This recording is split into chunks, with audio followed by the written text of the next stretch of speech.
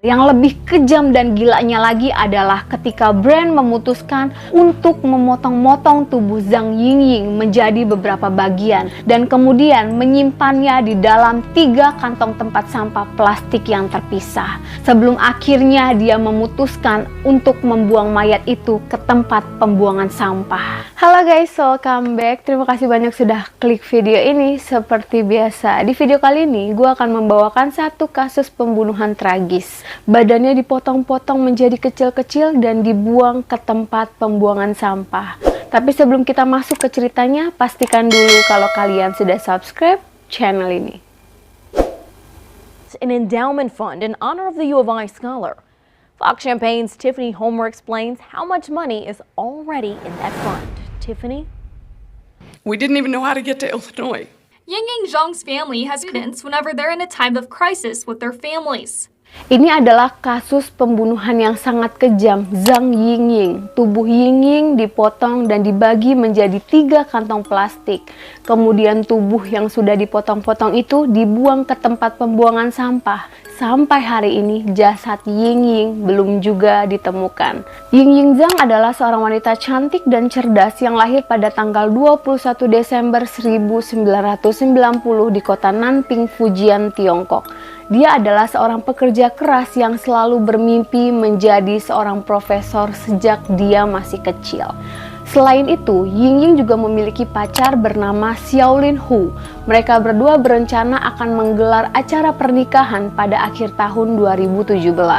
Singkat cerita, di bulan April pada tahun 2017 itu, Yingying ini berangkat ke Amerika Serikat setelah dia menerima beasiswa untuk melakukan penelitian terkait fotosintesis dan produktivitas tanaman selama 1 tahun di Universitas Lilionis Urbana. Yingying juga memiliki niatan untuk melanjutkan studinya sebagai mahasiswa doktoral di universitas yang sama. Kemudian pada tanggal 9 Juni tahun 2017, Yingying membuat janji dengan seorang agen untuk menandatangani perjanjian sewa rumah. Tetapi entah mengapa pada hari itu Yingying tidak muncul pada waktu yang dijanjikan. Pesan yang dikirim agen juga tidak dibalas sama sekali. Bahkan hingga larut malam pun Yingying belum ada kabar. Teman-temannya mulai khawatir karena Yingying hilang secara misterius. Kemudian teman-temannya ini berinisiatif untuk melaporkannya kepada pihak kepolisian. Setelah laporan polisi diajukan, operasi pencarian besar-besaran terhadap Yingying dilakukan dengan kerjasama bersama FBI. Bahkan apartemen tempat tinggal sementara Yingying juga digeledah oleh polisi. Hasil penggeledahan tidak ditemukan adanya unsur pidana atau kriminal. Karena Yingying tidak mempunyai mobil, polisi yakin bahwa Yingying pasti naik bis pada hari kejadian. Polisi memiliki kamera CCTV di setiap jalanan, termasuk di halte bis. Berdasarkan pemeriksaan rekaman CCTV, Yingying terlihat sedang berdiri di pinggir jalan menunggu bis. Saat diteliti lebih dalam dan diperiksa lebih lanjut, polisi melihat ada sebuah mobil bermerek Saturn Astra berwarna hitam telah lewat di depan Yingying. Namun entah mengapa mobil itu kok mundur lagi dan langsung mendekati Yingying. Sekitar 1 menit kemudian, tiba-tiba saja Yingying masuk ke dalam mobil berwarna hitam itu. Meski plat nomor mobilnya tidak dapat diidentifikasi, pihak kepolisian dapat melacak seluruh pemilik mobil Saturn Astra berwarna hitam yang terdaftar di kota tersebut. Ada 18 orang yang memiliki mobil itu. Dan salah satu pemilik mobil ini diidentifikasi bernama Brand Allen Christensen. Tetapi Brand bukan orang sembarangan guys. Brand seorang pria yang lahir pada tahun 1980, merupakan lulusan gelar master di bidang fisika. Pada saat kejadian, dia berstatus sebagai mahasiswa doktoral.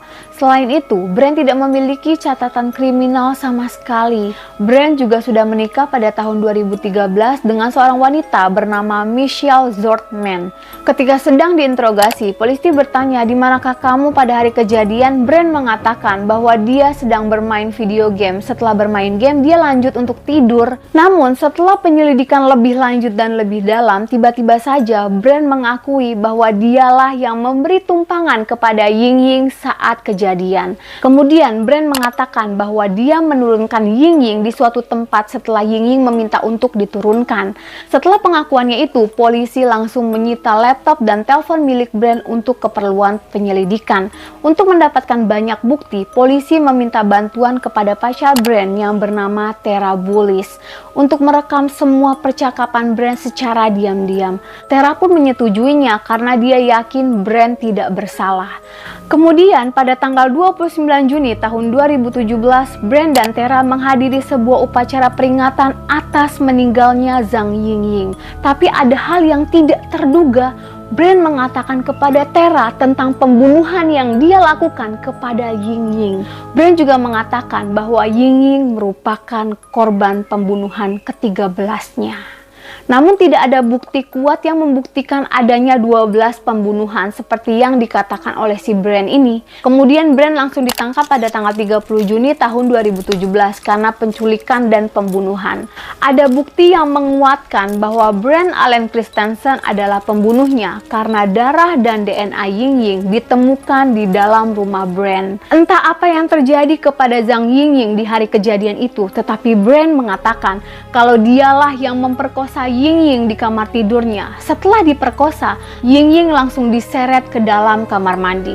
Di dalam kamar mandi itulah Brand memukul kepala Zhang Yingying hingga patah. Akibat pukulan berulang kali itulah Ying Ying tewas di tempat. Brand memukulnya dengan tongkat baseball. Yang lebih kejam dan gilanya lagi adalah ketika Brand memutuskan untuk memotong-motong tubuh Zhang Yingying menjadi beberapa bagian dan kemudian menyimpannya di dalam 3 kantong tempat sampah plastik yang terpisah. Sebelum akhirnya dia memutuskan untuk membuang mayat itu ke tempat pembuangan sampah. Sampai hari ini jasad Ying Ying masih belum juga ditemukan. Jasadnya diduga berada di tempat pembuangan sampah. Pencarian sangat sulit dilakukan karena banyaknya sampah yang menumpuk dan biaya operasional pencarian yang sangat mahal. Saat di persidangan, Brand terbukti bersalah melakukan penculikan dan pembunuhan. Akhirnya dia dijatuhi hukuman penjara seumur hidup tanpa kemungkinan pembebasan bersyarat. Oke guys, terima kasih sudah menonton sampai akhir. Kalau kalian suka video gue, boleh bantu share ke teman-teman kalian. Kurang dan lebihnya mohon dimaafkan. Jangan lupa untuk like, comment, and subscribe. Aktifkan tombol loncengnya, jadi setiap kali gue masukin video, kalian selalu dapat notifikasinya. Thank you for watching. See you next video. Bye-bye.